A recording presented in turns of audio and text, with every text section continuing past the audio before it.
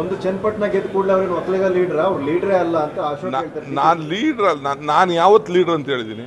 ತಮ್ಮನ್ನೇ ಗೆಲ್ಸ್ಕೊಳಕ್ಕಾಗ್ಲಿಲ್ಲ. ಹೌದಪ್ಪ, ನಾವು ಗೆಲ್ಸ್ಕೊಳಕ್ಕಾಗಲಿಲ್ಲ.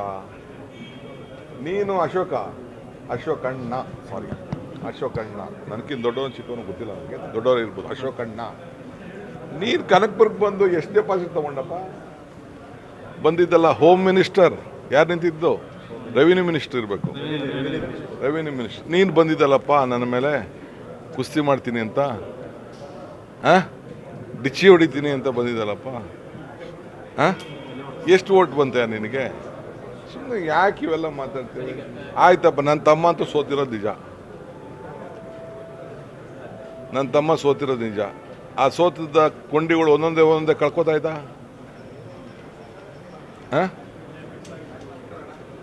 ಅವರ ಏನೇನು ಇತಿಹಾಸಗಳಿದೆ ನಾನು ಹೇಳೋಕ್ಕೆ ಗೊತ್ತಾ ಇರಲಿಲ್ಲ. ರಾಜರಾಜೇಶ್ವರಿ ಏನಾಗಿದೆ ನಾನು ಮಾತಾಡೋಕ್ಕೆ ಹೋಗೋದಿಲ್ಲ. ಈಗ ಚನ್ನಪಟ್ಟಣ ಪರಿಸ್ಥಿತಿ ಏನಾಗಿದೆ ನಾನು ಮಾತಾಡೋಕ್ಕೂ ನಮ್ಗೆ ಗೊತ್ತಿದೆ ಪಾಲಿಟಿಕ್ಸು.